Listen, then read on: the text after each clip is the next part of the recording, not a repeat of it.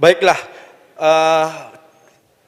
mari kita beranjak ke acara inti, yaitu siraman agama yang insya Allah akan disampaikan oleh guru kita bersama, Imam Besar Al-Habib Muhammad Rizik bin Husain bin Syihab. Kepadanya waktu dan tempat kami persilahkan. Falyatafaddal mashkura ma'jura. Sallallahu ala Muhammad, sallallahu ala Muhammad, udhkurus salah ala nabi.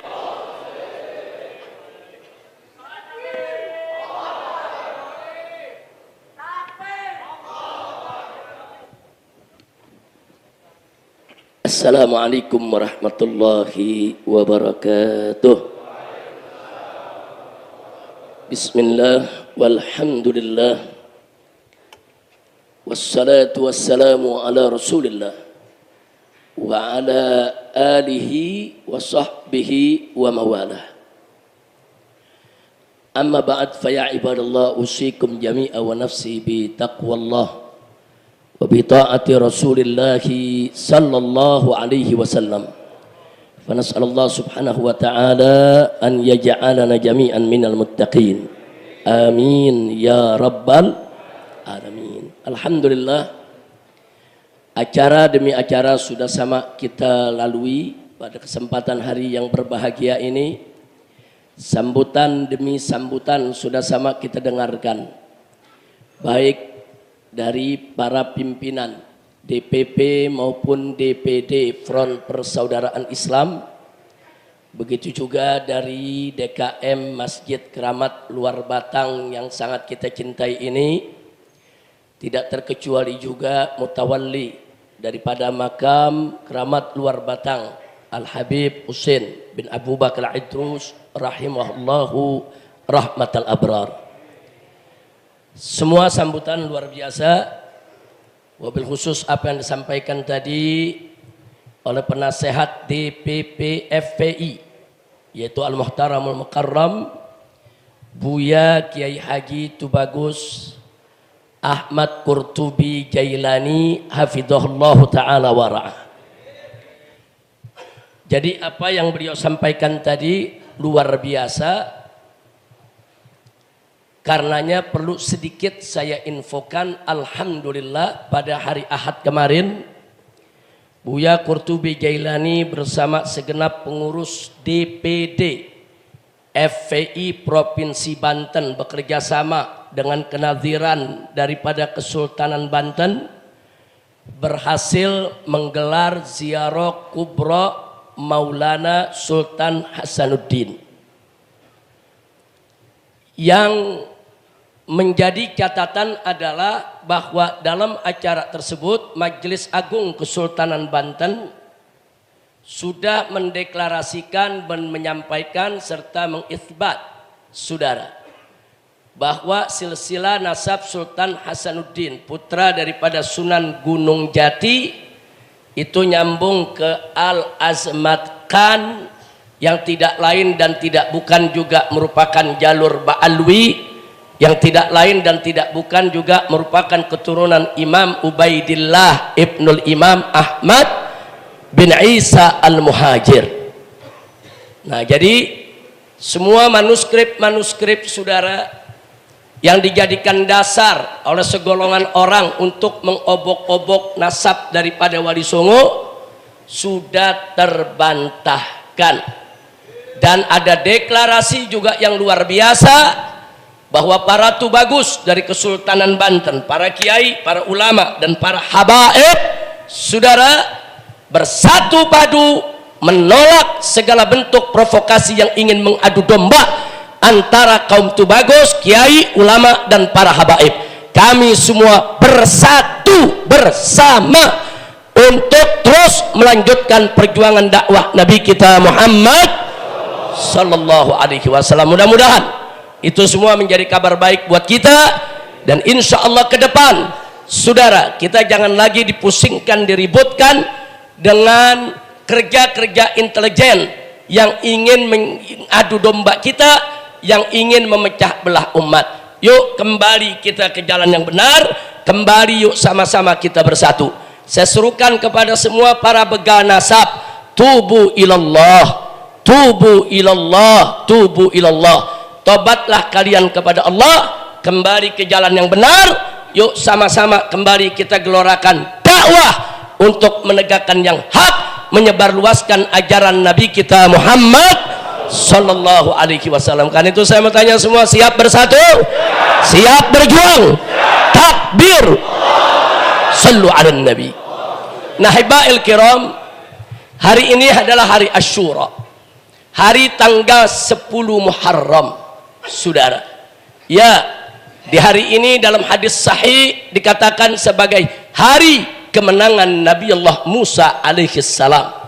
Dan dalam beberapa riwayat yang diperdebatkan oleh para ulama, saudara, disinggung kir bahwa hari ini merupakan hari diterimanya taubat Nabi Allah Adam alaihi salam. Hari di mana diselamatkannya Nabi Nuh daripada tufan, daripada badai. Hari diselamatkannya Nabi Ibrahim daripada pembakaran yang dilakukan oleh Namrud, ya ikhwan, dan seterusnya dan seterusnya. Artinya berbagai macam riwayat tersebut menyebutkan, ya memang di hari ini pernah terjadi peristiwa-peristiwa besar dalam sejarah Islam dan juga dalam sejarah umat manusia.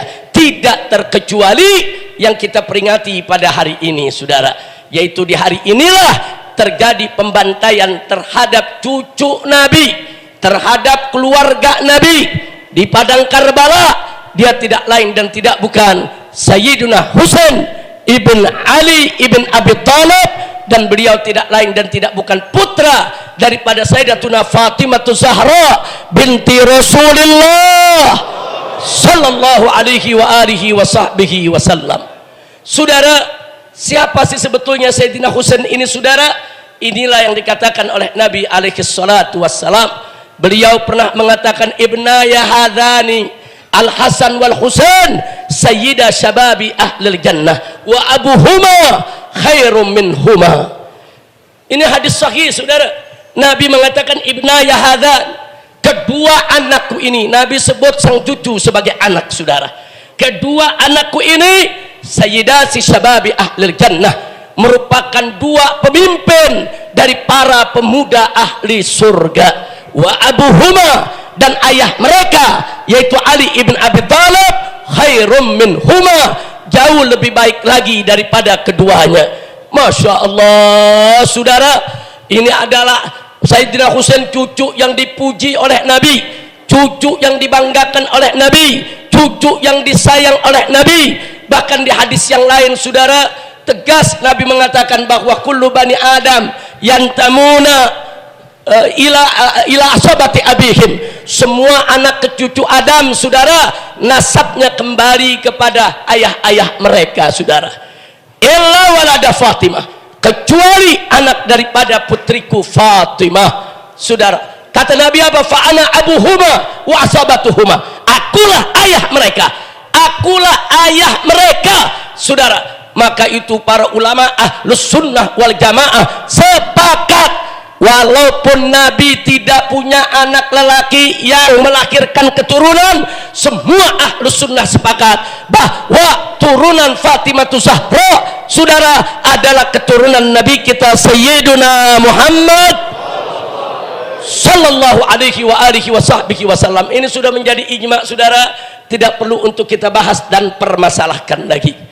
Tapi siapa yang sangka, saudara, setelah wafat Nabi kita alaihi salatu wassalam, saudara, apa yang terjadi, saudara, di akhir tahun 60 Hijriyah, tepatnya menjelang ibadah haji pada tanggal 8 Dzulhijjah, saudara, yaitu Sayyidina Husain bersama keluarga hijrah dari Mekah menuju Kufah, saudara.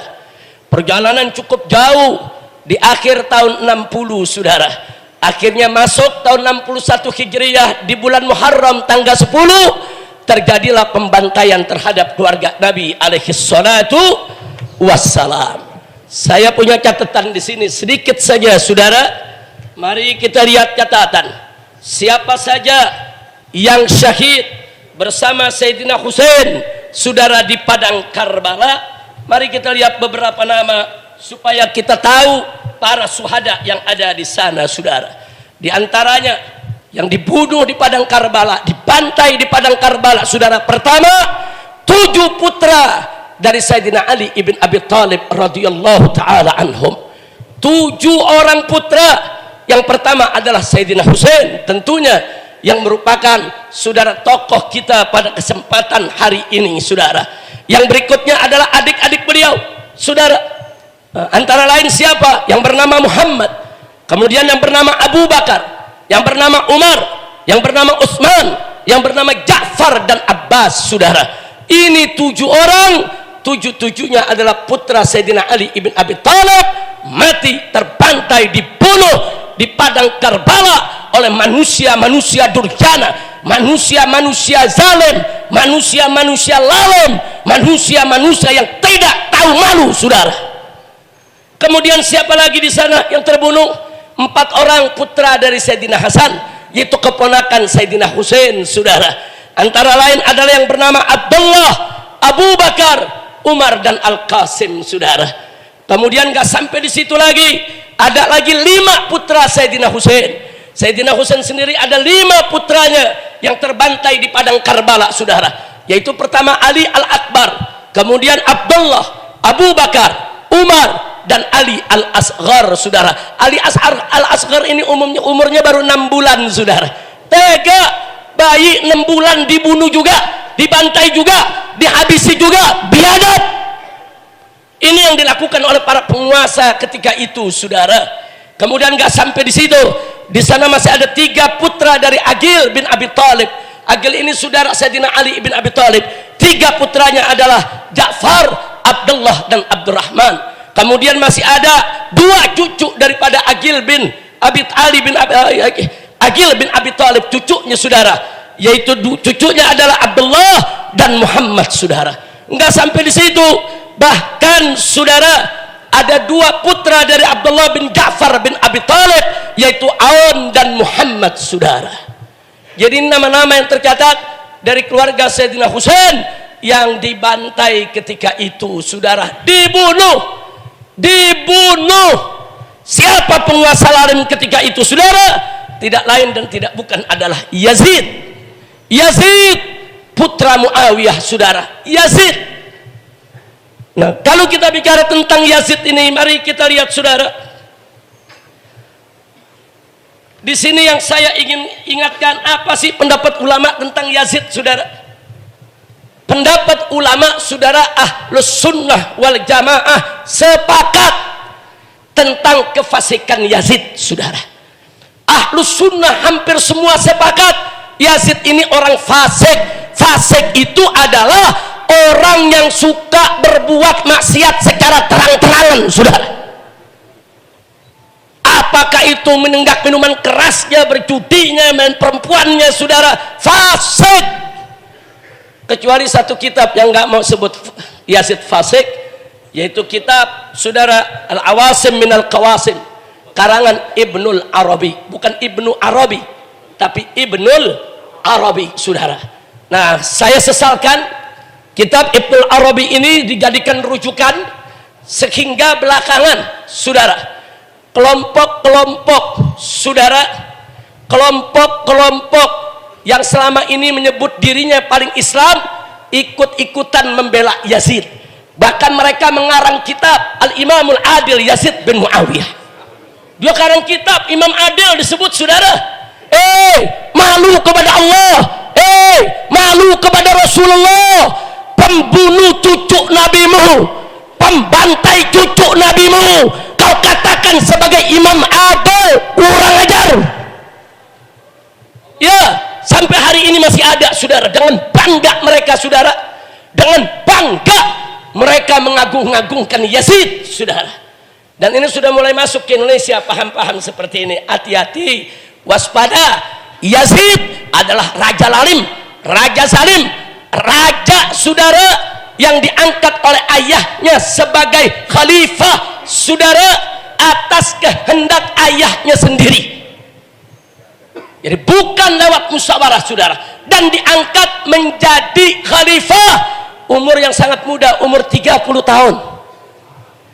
Lalu apa yang dilakukan, saudara, di umur 30 tahun tersebut? Mari kita lihat, saudara. Begitu diangkat menjadi khalifah, saudara, tahun 60 Hijrah, dia paksa rakyatnya untuk memberikan baiat. Yang tidak membaiat ditangkap, dipenjara, bahkan dibunuh. Itu yang terjadi di tahun 60, saudara. Bahkan termasuk Sayyidina Husain dan keluarganya dipaksa untuk membaiat, mengakui kepemimpinannya. Nah, jadi di sini kita perlu tahu, Sayyidina Husain ini bukan orang yang gampang diteror, yang gampang diancam. Enggak, saudara. Bahkan ditawarkan kedudukan, nggak bisa, saudara. Kalau Sayyidina Husain mau kedudukan, akui Yazid sebagai khalifah, dapat harta benda dan kekuasaan, saudara. Tapi Sayyidina Husain orang yang cerdas. Beliau seorang saudara yang paham akan hukum syariat, dan beliau berpegang kepada syariat datuknya, saudara.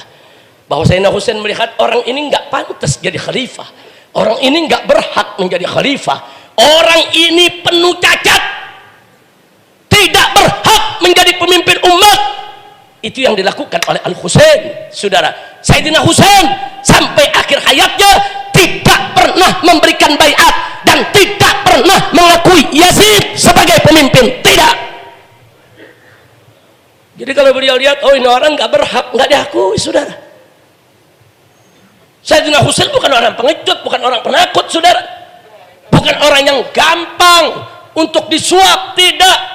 Apapun resikonya, Sayyidina Husain dipaksa untuk baiat, nggak mau. Sampai beliau diteror, saudara. Diteror pada saat beliau tinggal di Madinah.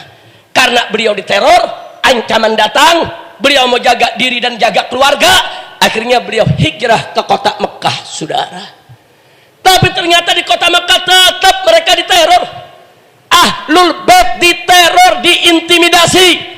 Tapi Sayyidina Husain sebagai pemimpin Ahlul Bait saat itu tetap tegar, saudara, tetap sabar, tetap gagah, tetap tabah, tidak mundur walau selangkah, tidak. Tetap beliau tidak mau dipaksa untuk memberikan baiat kepada Yazid. Akhirnya, saudara, teror demi teror tiap hari berdatangan. Beliau mencari hari yang bagus, bagaimana bisa menyelamatkan saudaranya, keponakannya, keluarganya, saudara. Akhirnya beliau sepakat dengan keluarga Ahlul Bait rame-rame untuk hijrah dari Mekah, saudara. Kemana mereka cari tempat? Cari tempat yang banyak muhibbinnya, banyak pendukungnya, yang sekiranya beliau dan keluarga tidak diganggu lagi, saudara. Dipilihlah Kufah, saudara, sebagai pilihan. Itu pun rencananya begitu matang, saudara. Tahu kapan beliau itu berangkat hijrah dari Mekah? Tanggal 8 Dzulhijjah. Udah tinggal sebentar lagi haji. Besoknya tinggal hari Arafah. Lusa haji. Sengaja Sayyidina Husain bawa keluarganya tanggal 8 Dzulhijjah pergi meninggalkan Mekah. Tatkala orang berbondong-bondong dari mana-mana datang ke Mekah, saudara, justru itu digunakan oleh Sayyidina Husain waktu, kesempatan keluar dengan aman dari kota Mekah, saudara. Dan berhasil. Beliau pun keluar dari kota Mekah dengan selamat, berjalan puluhan hari, belasan hari, saudara, sampai 1 bulan. Tapi sebagaimana kita ketahui, di setiap zaman ada pengkhianat, di setiap zaman ada penjilat, di setiap zaman ada pendusta-pendusta, di setiap zaman, saudara, ada orang-orang jahat yang ingin selalu, saudara, menghancurkan, mencelakai Ahlul Bait. Akhirnya bocorlah berita itu ke penguasa. Penguasa siapkan pasukan, dihadanglah Sayyidina Husain sebelum masuk ke kota Kufah, saudara. Begitu dihadang oleh ribuan bala tentara, kemudian digiring ke padang Karbala, saudara. Digiring ke padang Karbala, di sana Sayyidina Husain dan keluarga tidak boleh meninggalkan tempat, saudara. Singkat cerita, tanggal 10 semuanya dibantai kecuali wanita dan beberapa anak-anak kecil yang bisa diselamatkan. Sallu ala Nabi. Coba kasih jalan buat Kiai. Nah, kasih jalan. Sallu ala Nabi. Dikasih jalan buat Kiai Kamal.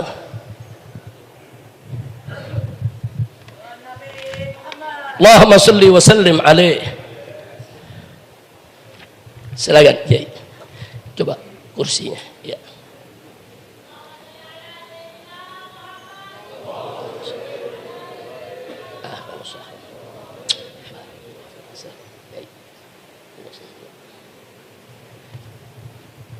Baik ya kawan, sebentar lagi masuk waktu maghrib. Beberapa menit lagi kita akan berbuka puasa. Maka itu di sini singkat saja saudara. Saya ingin menyampaikan singkat saja saudara. Kalau Anda ingin tahu lebih rinci silakan buka YouTube saja. Buka YouTube, di sana tulis saja Habib Rizik tragedi Karbala.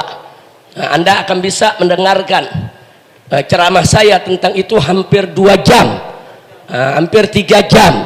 Nah, silakan, atau setel Islamic Brotherhood televisi. Hari ini ditayangkan. Silakan Anda dengarkan, silakan Anda kaji, hayati supaya kita tahu apa dan bagaimana sebetulnya peristiwa tragedi Karbala. Nah, di penutup ini saya hanya ingin menyampaikan saudara, pelajaran apa yang bisa kita ambil dari terbunuhnya, terbantainya Sayyidina Husain.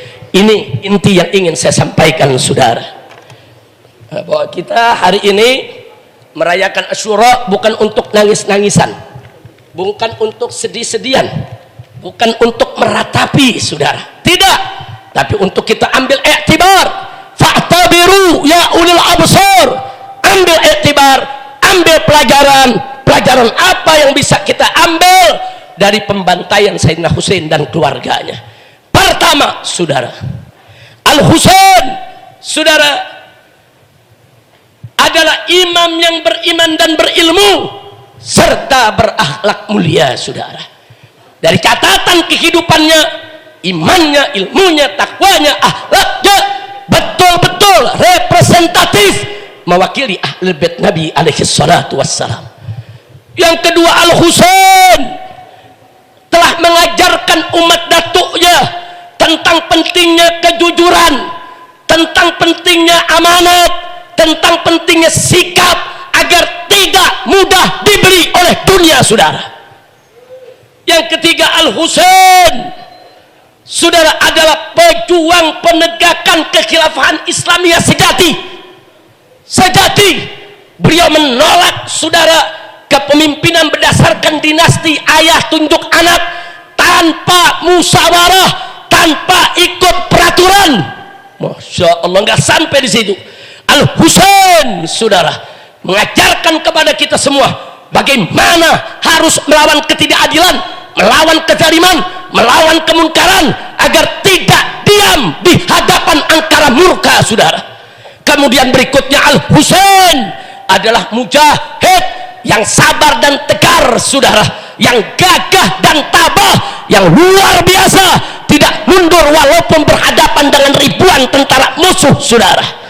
Kemudian Al-Husain mengajarkan kepada kita pentingnya berkorban, mengorbankan harta, mengorbankan diri, mengorbankan keluarga li Islam wal muslimin, untuk kemuliaan Islam dan kaum muslimin.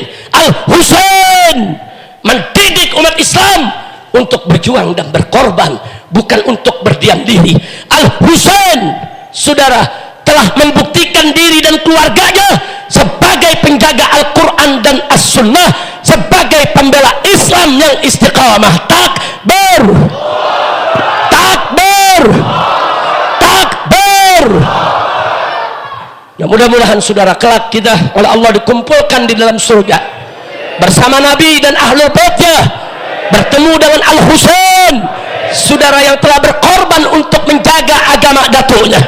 Dan semoga semua yang hadir sini tidak pulang dari tempat ini kecuali dosanya diampuni oleh Allah, kecuali salahnya dimaafkan, kecuali penyakitnya juga disembuhkan. Mudah-mudahan bibarakatil Fatihah kita mohon kepada Allah kita semua dapat bahagia dunia sampai akhirat. Dan sekaligus baca Fatihah ini untuk ayahanda daripada Sekum FPI, yaitu Habib Ali Atas yang hari ini sedang ada di ruang operasi saudara, yaitu Habib Abbas, Habib Abu Bakar saudara, Habib Abu Bakar bin Abbas bin Abdullah bin Abbas Al-Attas. Begitu juga Habib Hasan Al-Attas yang saat ini sedang ada dalam ruang ICU. Mudah-mudahan semuanya disembuhkan oleh Allah. Ala hadhihi niyyah wa li kulli niyatin salihah wa ila hadratin nabiyil mustafa sallallahu alaihi wasallam. Al-Fatihah.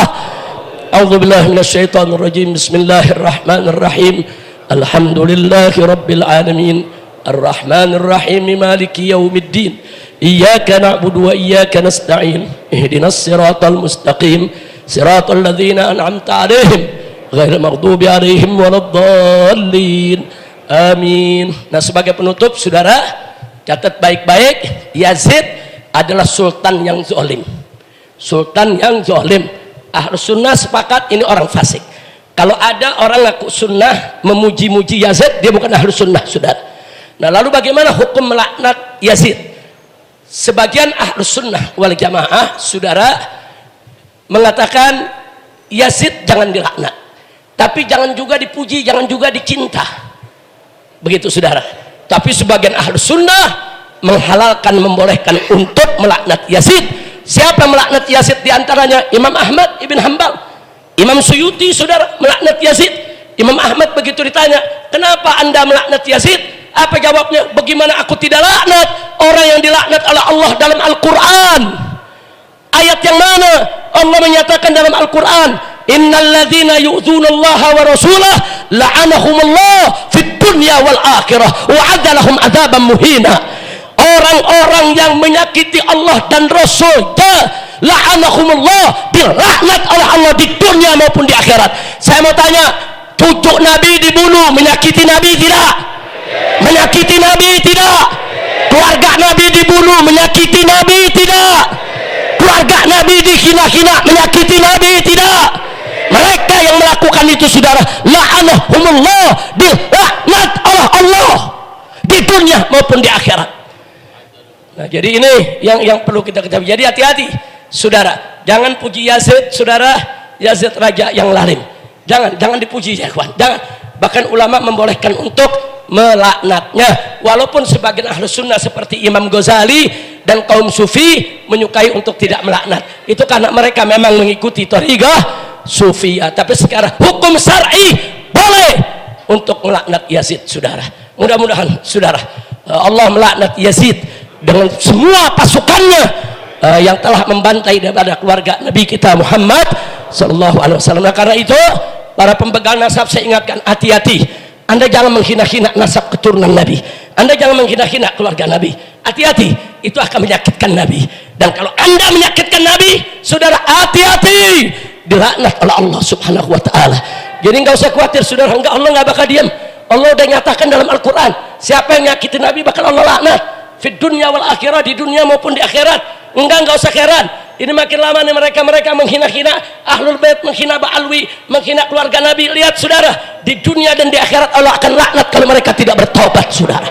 Hati-hati, jangan main-main. Sedangkan habaibnya saya himbau semua mulai hari ini, jangan lagi kita sibuk dengan urusan nasab yang diobok-obok. Ayo kita teruskan berdakwah, sampaikan yang hak, sebarkan rasa cinta kepada Nabi kita Muhammad sallallahu alaihi wasallam. Itu saja yang saya sampaikan. Kita minta kepada Kiai Maulana Kamal Yusuf menutup acara ini sebelum kita buka puasa dengan doa buat kita semua. Shallu ala nabi. Bismillahirrahmanirrahim. Alhamdulillahi rabbil alamin. Hamdan yuafi ni'amahu wa yukafi mazidah. Ya Rabbana lakal hamdu kama yanbaghi li jalalika al-karim 'azim sultanik. اللهم صل وسلم وبارك على سيدنا محمد وعلى آله وصحبه أجمعين عدد خلقك ورضا نفسك وزنة عرشك ومداد كلماتك. اللهم يا مفرج كل قلب اللهم يا قابل توبة عبيد آدم يوم عاشوراء. اللهم يا منجي أبينا إبراهيم من نمرود يوم عاشوراء. اللهم يا مخرج يونس من الحوت وعاشوراء. اللهم يا من حامل شمل يعقوب يوم عاشوراء. اللهم يا من غافر داود يوم عاشوراء. اللهم يا من سمع دعاء موسى وهارون يوم عاشوراء. اللهم يا من خالق روحي سيدنا محمد صلى الله عليه وسلم يوم عاشوراء. اللهم إنا نسألك رضاك والجنة ونقم شر النار. اللهم اقضي حاجاتنا في الدنيا والآخرة. اللهم احينا حياة طيبة وتوفنا على الإيمان الإسلام حسن الخاتمة. ربنا آتنا في الدنيا حسنة في الآخرة حسنة وقنا عذاب. صلى الله على سيدنا محمد وعلى آله وصحبه وسلم والحمد لله رب العالمين. Bil qabul. Terima kasih semuanya. Adani Allah wa iyyakum ila siratal mustaqim. Wassalamualaikum warahmatullahi wabarakatuh.